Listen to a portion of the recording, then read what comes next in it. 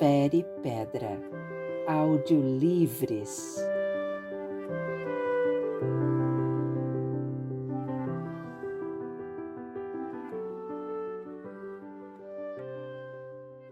Nesta jornada que chamamos vida, vivendo as questões.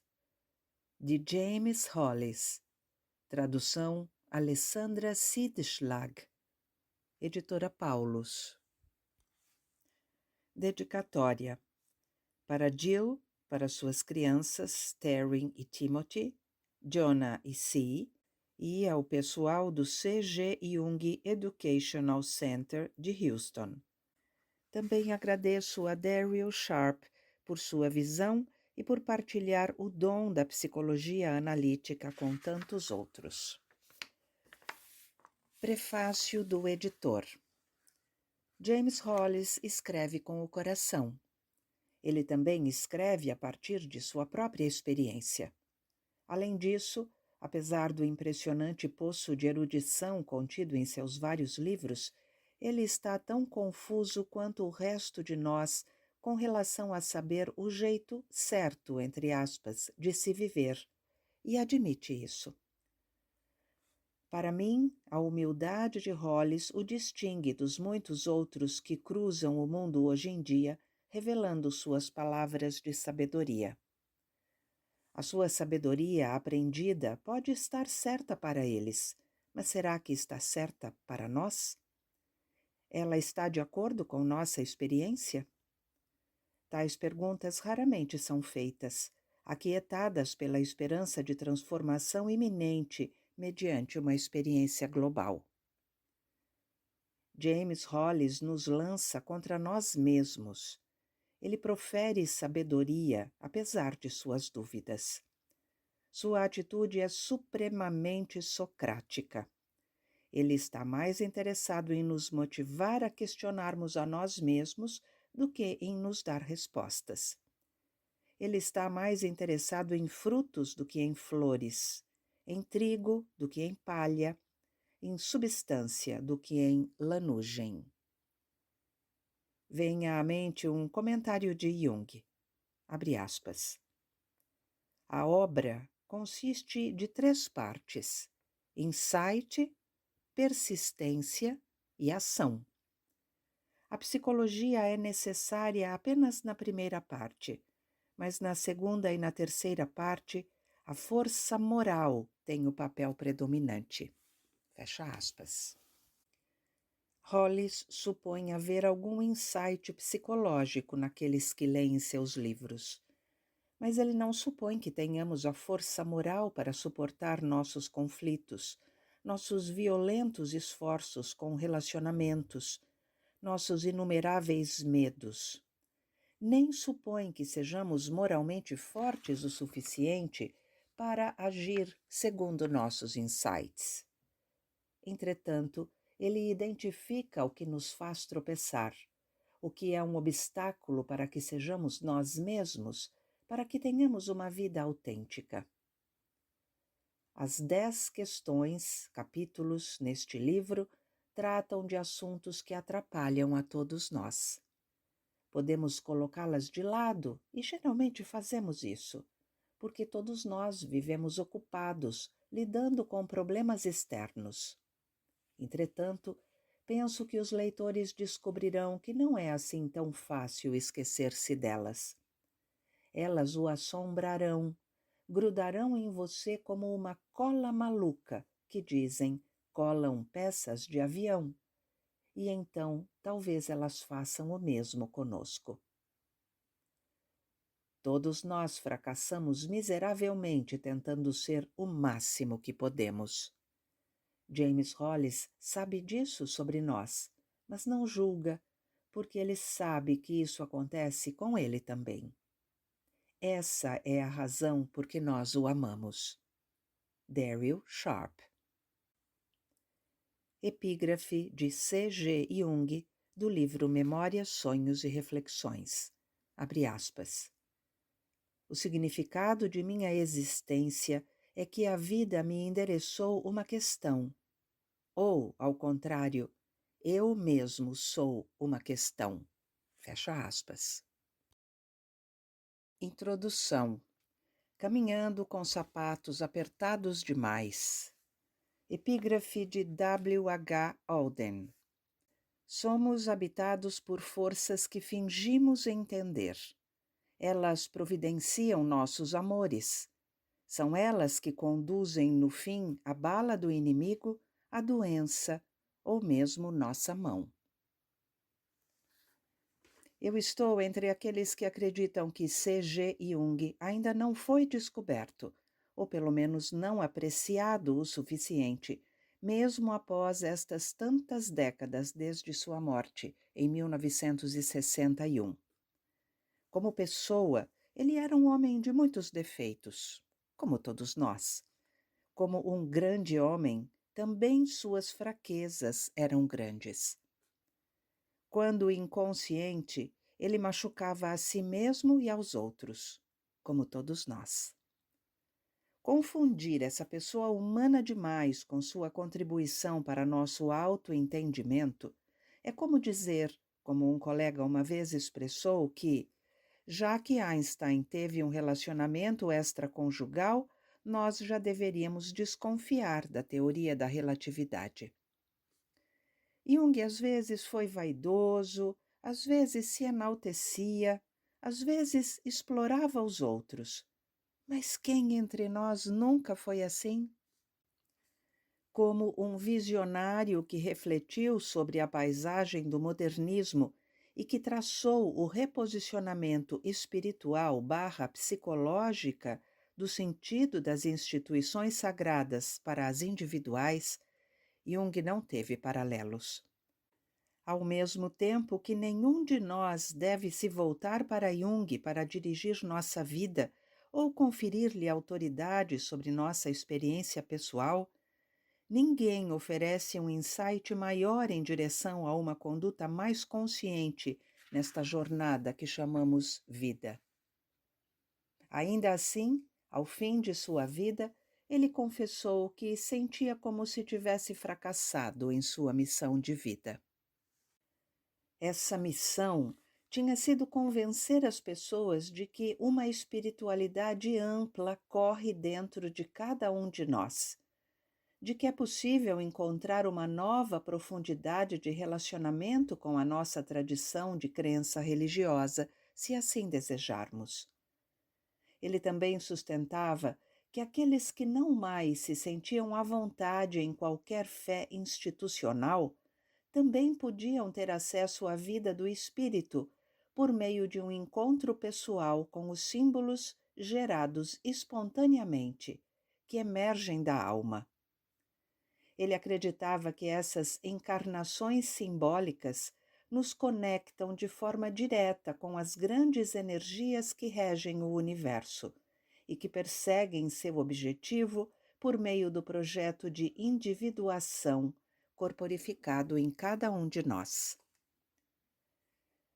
Fico desanimado ao perceber que mesmo as muitas pessoas que estão treinando para tornar-se analistas junguianos não leram e releram Jung, preferindo outros autores na psicologia analítica ou outras tradições e metáforas psicológicas. Não importa o quanto essas metáforas e tradições possam ser valiosas como acréscimos. Eu acredito que a própria obra de Jung precisa ser retomada, de novo, e de novo, e de novo. Em minha própria análise em Zurique, meu analista frequentemente me perguntava: e qual dos collected works você está lendo agora? Qual dos trabalhos reunidos? Naturalmente, eu estava estudando muitos assuntos diferentes e muitos approaches diferentes da psique, muitas abordagens diferentes. Mas ele sabia, como eu soube, que havia tanta sabedoria a ser descoberta em Jung que mesmo hoje, tantas décadas depois, apenas começamos a sondar sua importância. Este livro teve sua gênese, de alguma forma, na Irlanda, no aeroporto Shannon. Eu tinha acabado de terminar um seminário educacional de uma semana na Península Dingle. Um membro cardiologista do grupo passou por mim enquanto esperávamos pelo voo da Aer Lingus e disse: "Não pare de fazer esses livrinhos. Nós precisamos deles e dessas questões também." Ele se referia a algumas questões que eu havia incluído em nosso seminário, questões que considero necessárias para a vida examinada.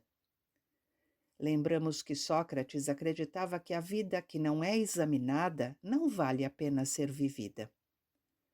Ao mesmo tempo que alguns dias preferimos ser simplesmente vegetais felizes, livres de nossas urgências, nossas ansiedades e nossos desejos impossíveis, também sofremos muito quando não estamos vivendo a vida que a psique deseja que vivamos. Tal má-fé existencial sempre vai exigir um pagamento. No corpo, em nossos relacionamentos, em nossos sonhos perturbadores ou no fardo que nossos filhos terão de carregar por nós. Em outra ocasião, após uma conversa em que discutimos a ideia da vida examinada, uma mulher na plateia disse: "Por que eu deveria pensar nessas coisas?" "Porque", eu respondi, "se você não pensar, você pode estar vivendo a vida de outra pessoa. E o que isso importa se eu estou feliz?" Possivelmente a intenção mais profunda da sua alma não seja a felicidade. Ela pode querer, ao contrário, que você encontre sua jornada na frustração, no exílio, no vale do sofrimento. "Mas eu não iria querer isso", ela disse. "Nenhum de nós quer", eu respondi. "Mas sua psique deseja seus próprios fins e sempre vai reagir. Chame isso de vontade dos deuses. Além do mais, a psique vai somatizar sua violação mediante seu corpo, seu comportamento, suas tempestades de afetividade. Ou, possivelmente, seus filhos vão ter de carregar a sua vida não vivida em suas próprias jornadas." Ao mesmo tempo que não acredito que a tenha persuadido, penso que sua resposta seja a mesma que a maioria de nós daria. Ainda assim, nossa psique tem uma volição, um objetivo próprio, fora dos desejos do ego.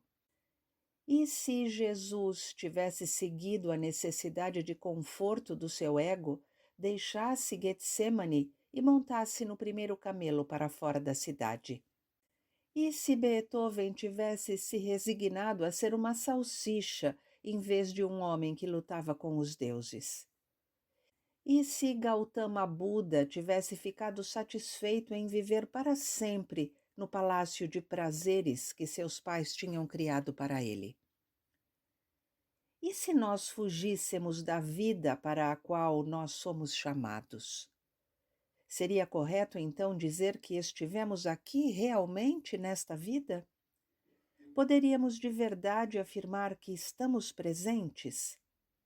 Essa abstenção não provaria uma violação das necessidades da nossa alma? Muitos de nós se veem naquela antiga parábola da pessoa que foi enviada por um rei levando uma mensagem da qual nos esquecemos. Então vagamos sem objetivos, sem nos lembrarmos de que carregamos a mensagem de um rei. Existe alguma maneira melhor de descrever nossa condição do que esta?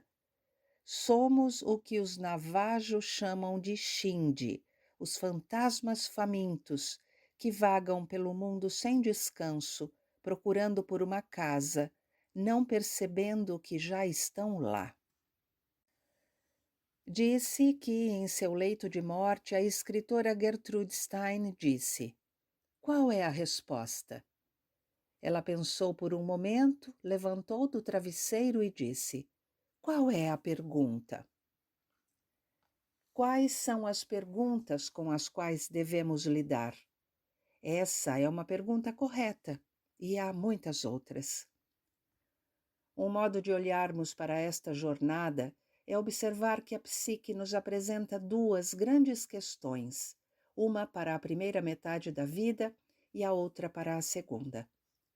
A questão da primeira metade da vida é essencialmente esta: o que o mundo está pedindo de mim? Ou seja, o que eu tenho de fazer para responder às expectativas da mãe e do pai? E mais tarde, como eu preencho as exigências da escola, do trabalho e do relacionamento? Nossa resposta necessita do desenvolvimento da força do ego e de um sentido operacional do self. Não podemos conhecer o self, que é uma metáfora para as energias organizadoras, cheias de propósito da psique, que tem uma vida e um telos que transcendem a consciência. Mas somos desafiados a ganhar algum sentido de identidade adaptativo, provisório, no mundo para dentro do qual o destino nos empurrou. A questão da segunda metade da vida, porém, é bem diferente. O que agora a alma pede de mim? Quando lembramos que a palavra psique, do grego, quer dizer alma, então percebemos que mudamos de um plano biológico e social na primeira metade da vida para um plano psicológico e espiritual na segunda metade. Nota de rodapé. A expressão metade da vida é usada de maneira metafórica aqui, já que o que guia ou atordoa uma pessoa para a segunda questão categórica varia dependendo da pessoa e das circunstâncias. É uma mudança de foco que geralmente ocorre no final da terceira década ou no começo da quarta década da vida da pessoa, mas pode acontecer a qualquer momento. Voltemos ao texto. Cada uma dessas questões é necessária para o desenvolvimento da personalidade. Primeiro vem o desenvolvimento do ego e a participação social, e depois a recolocação do ego num contexto mais amplo, um reenquadramento pelo e em resposta ao que é transcendente à limitada capacidade do ego. A pessoa que chegou à meia-idade e ainda não criou uma identidade do ego e um interesse no contexto social tem muitos assuntos a terminar. Mas a pessoa que se apega aos valores e ídolos da primeira metade, juventude, status, uma confirmação contínua por parte dos outros, está presa a um padrão regressivo e autoalienante no qual ele ou ela é conivente com a violação de sua alma e de seus chamados. Assim, não somente nós temos questões, mas a vida tem questões para nós. Na segunda metade da vida, não importa se por meio da volição ou da necessidade, tornamo-nos obrigados a ler superfícies para que possamos entrar por sob as superfícies, quer dizer, tornamo-nos seres psicológicos. Um ser psicológico é aquele que pergunta o que está acontecendo aqui, o que causa isso, de onde, na minha história ou na história do outro, isso vem. Não fazer tais perguntas é estar à mercê das ideias autônomas e carregadas de afetividade que Jung chama de complexos. Esses são grupos de energia que têm vida própria e, quando não são desafiados, colocam a vida de uma pessoa no piloto automático. Nossas identidades de ego frequentemente são ganhas com dificuldade diante de nossas próprias grandes tendências regressivas intrapsíquicas. Nosso desejo por descanso e saciedade de espírito, bem como caprichos e vicissitudes de um exigente ambiente externo. Naturalmente, nós não desprezamos a usurpação do controle consciente, mas isso acontece em nossa vida a cada momento. Isso dá origem a padrões derivados dos conteúdos circulantes de complexos e suas reflexivas visões de mundo.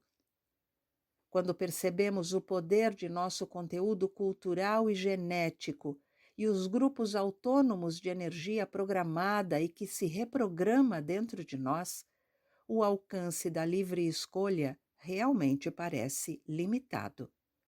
Qualquer que seja a liberdade de escolha possível, nós só poderemos alcançá-la quando tivermos refletido sobre essas histórias autônomas internas.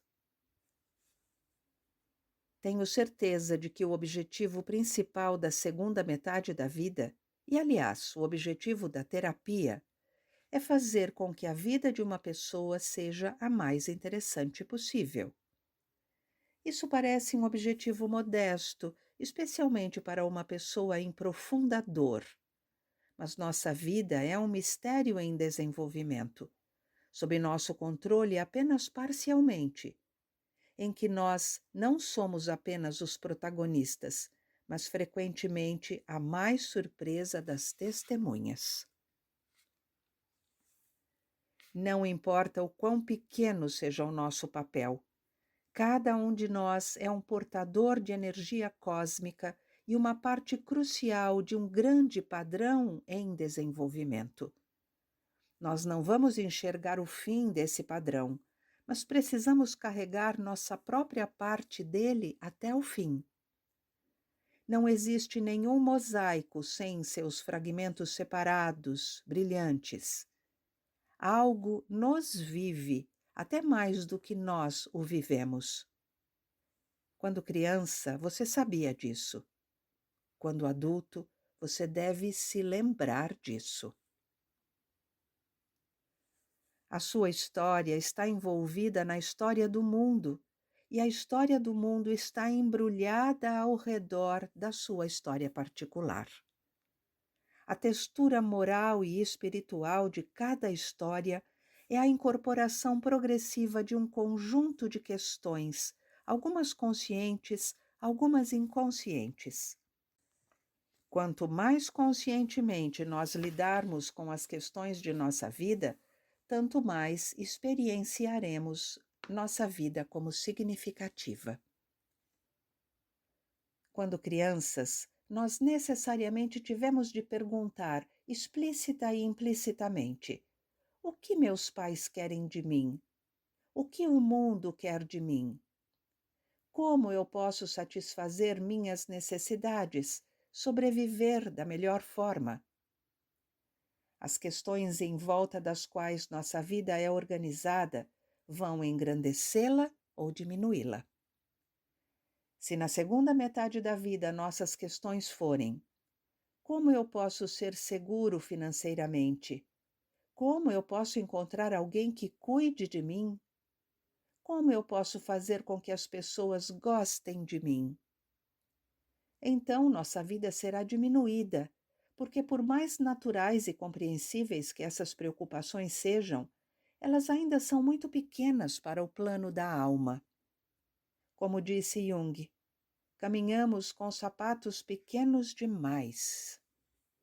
Caminhando com sapatos pequenos demais, vivemos em vidas pequenas demais. Se as questões que nossos pais interpretaram para nós tiver sido: como podemos fazer nossos vizinhos gostarem de nós?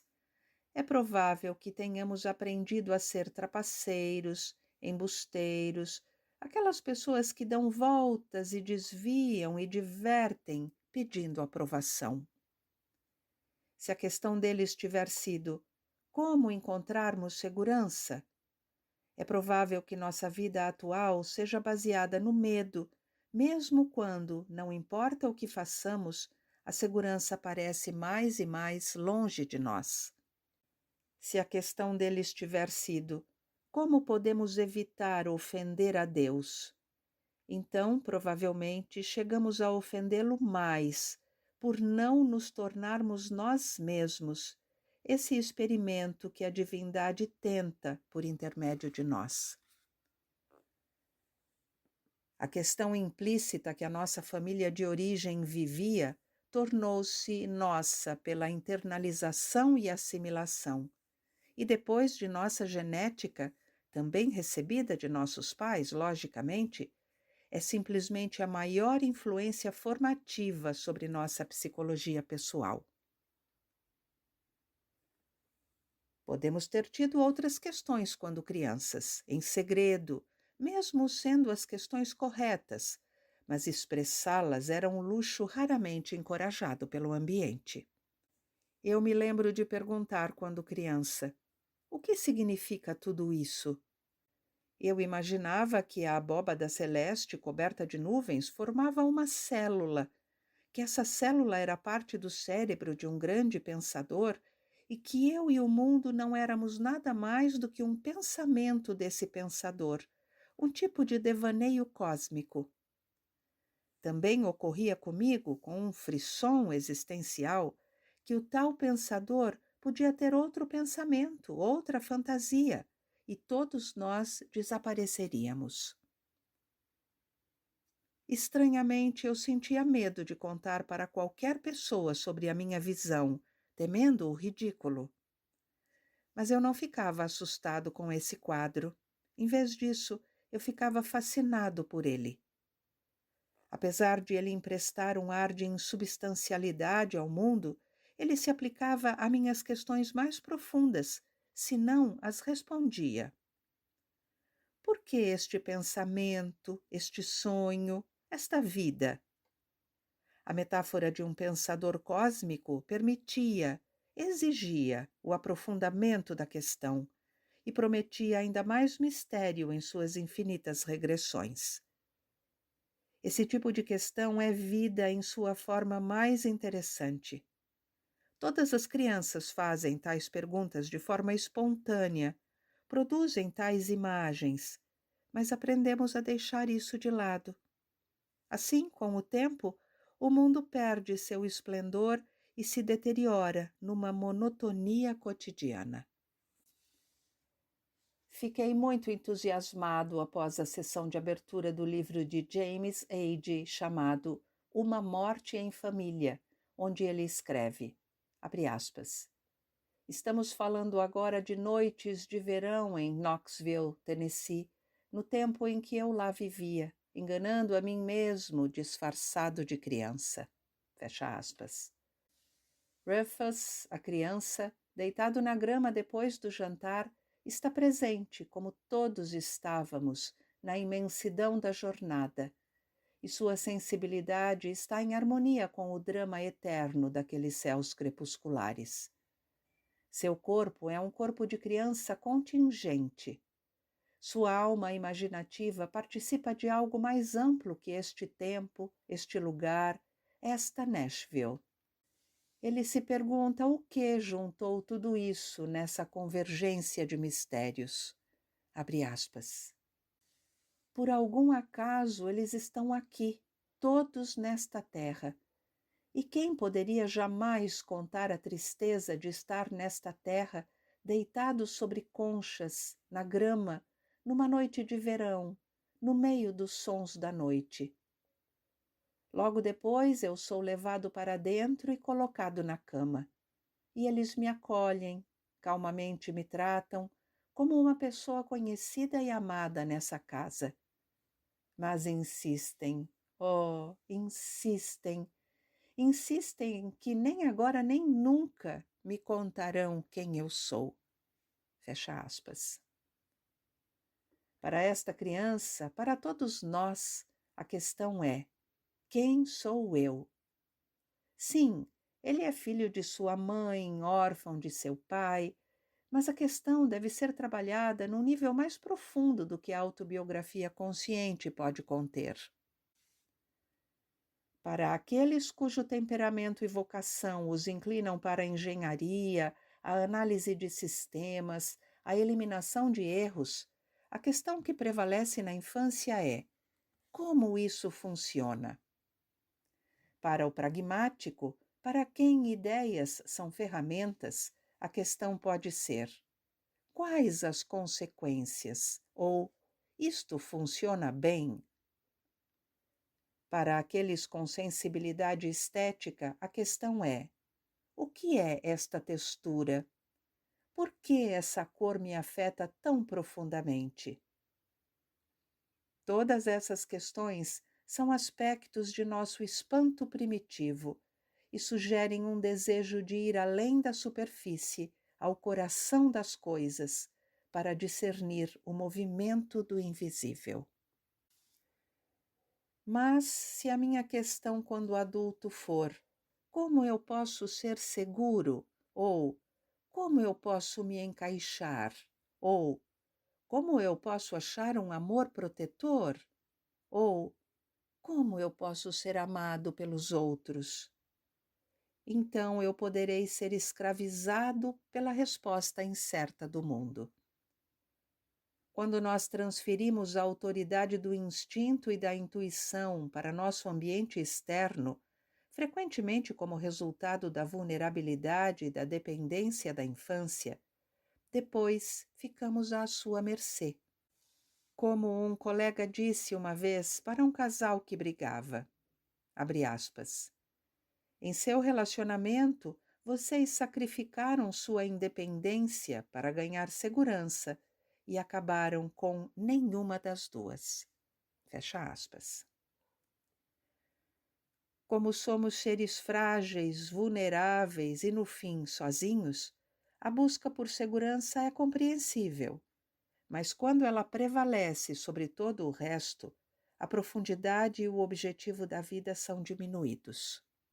Por exemplo, quando adulto, James Age voltou para o acontecimento central de sua infância, a morte de seu pai num acidente de carro, e tentou reconstruir seu sentido. Ele escreveu e reescreveu o manuscrito ao menos 7 vezes e ainda não o tinha terminado quando a morte o levou em 1955.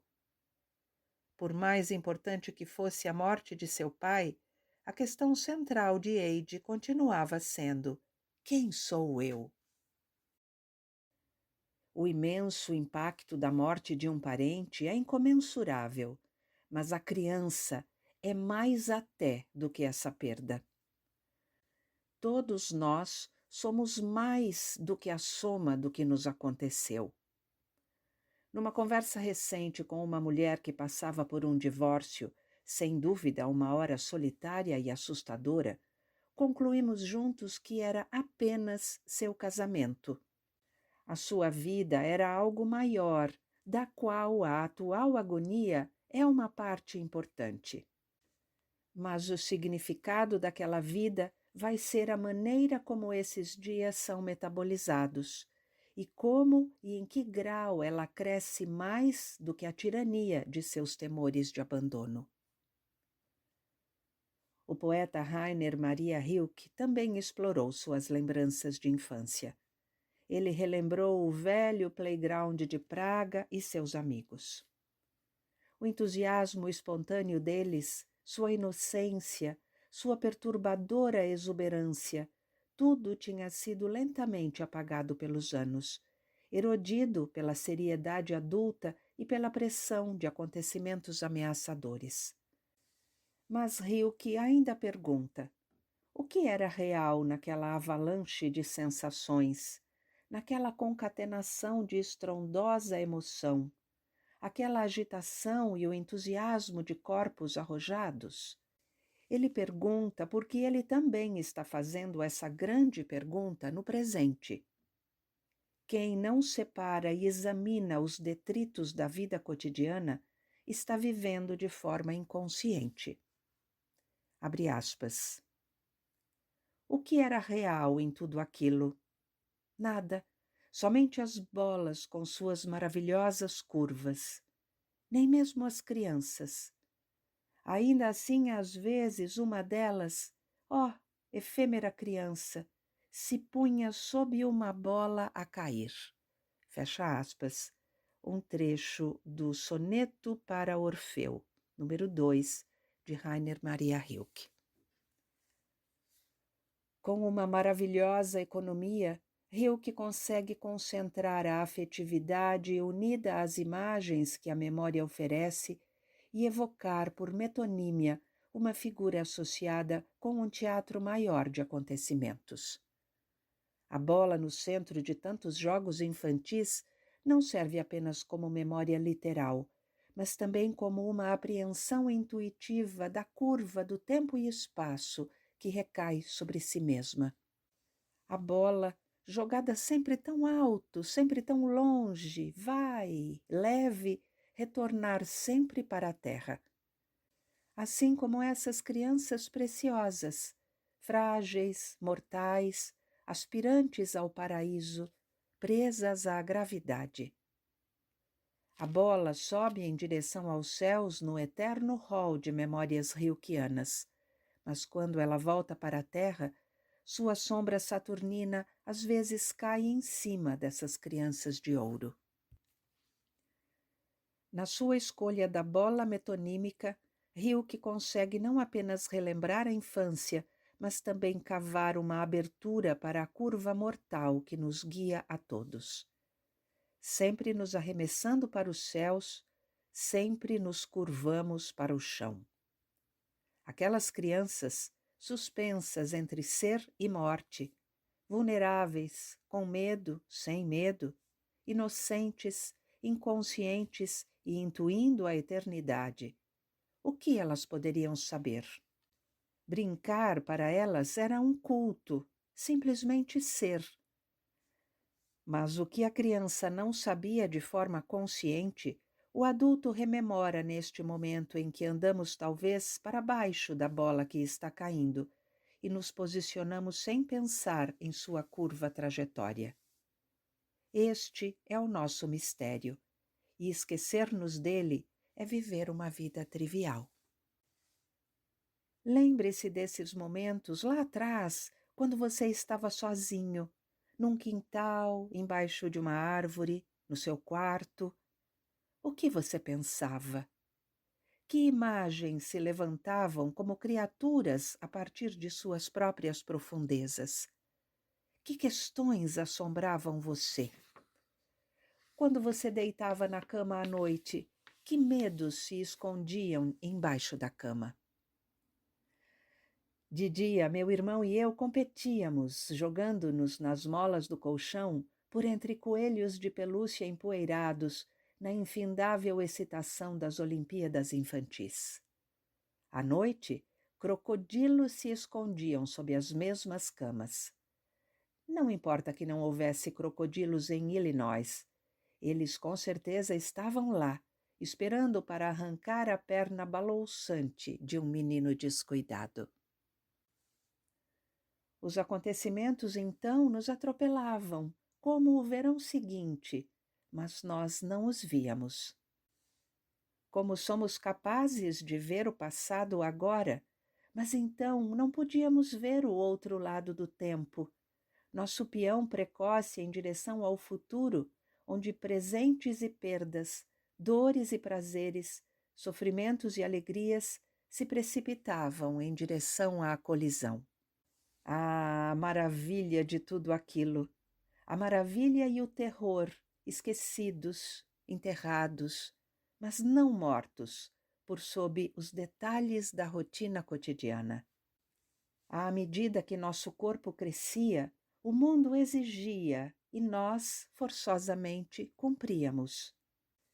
E então nós nos esquecemos daquelas questões e de quem éramos, e de que nós realmente éramos chamados a fazer alguma coisa com aquele presente da vida. Nos anos seguintes, examinam-se os escombros, uma história que às vezes enobrece, às vezes degrada, mas sempre, sempre torna humilde. Hoje sabemos que os pais não podiam nos ajudar mais do que podiam salvar a si mesmos. Nem os irritáveis professores, nem os sacerdotes com sorrisos oleaginosos, nem os prostitutos políticos. Ninguém fez, ou pôde, ou faz, nem antes, nem durante, nem agora. Então você tem de parar para descobrir as coisas por si mesmo. O que não é consciente possui você. e muito pouco é consciente, mesmo com o esforço mais ardente. Jung nos desafia, abre aspas, o pior pecado do homem é a inconsciência, mas esta é cultivada com a maior piedade, até por aqueles que deveriam servir à humanidade como professores e exemplos. Fecha aspas. Esse é um pecado do qual todos nós somos culpados. É possível que o primeiro passo para sair disso seja confessarmos que nós não apenas não tivemos a vida que esperávamos ter ou pretendíamos ter, mas também que outras forças trabalhavam dentro de nós fazendo escolhas, criando padrões, subvertendo ou servindo ao nosso antigo destino. Alguns desses padrões foram criados pelas forças autônomas dos antigos complexos, com seus filamentos invisíveis aprofundando-se para dentro da história e duplicando sua dinâmica, se não sua aparência superficial. Nós também sabemos que algo de grande tinha um destino próprio por meio de nós, e quando o mundo se impôs, ou quando nós fizemos escolhas erradas, esse algo foi ferido e expressou sua angústia no corpo ou na afetividade, no sonho ou no comportamento. Durante todo esse tempo, não só os complexos estavam complicando nossas vidas, mas também o self estava se comportando como self. Agora nós sabemos que não fazemos a nossa história. A nossa história é que nos faz. Como observou Jung, não sou eu que crio a mim mesmo, mas eu aconteço a mim mesmo. O que se segue são 10 capítulos, 10 questões que, ao serem abordadas, para mim, aprofundam o caráter de nossa jornada. Eu não me proponho a oferecer respostas, apesar de apresentar possibilidades. Não são apenas questões que merecem ser incluídas, mas são aquelas que atualmente me parecem ser as mais úteis. Como Rilke escreveu para um jovem amigo, não devemos esperar as respostas de forma imediata. Abre aspas. Seja paciente em relação a tudo aquilo que não está resolvido em seu coração e tente amar as próprias questões como quartos trancados e como livros escritos numa língua muito estranha. Não procure pelas respostas que não podem lhe ser dadas porque você não seria capaz de vivê-las. E o ponto é viver tudo, viver as questões agora. Talvez então você, pouco a pouco, sem perceber, comece a viver na direção de um dia distante, onde estarão as respostas. Fecha aspas, do livro Cartas a um Jovem Poeta, de Rainer Maria Rilke. Então, nós somos obrigados a viver as questões com a coragem que conseguirmos reunir. E então, como notou Rilke, podemos seguir nosso caminho até suas respostas.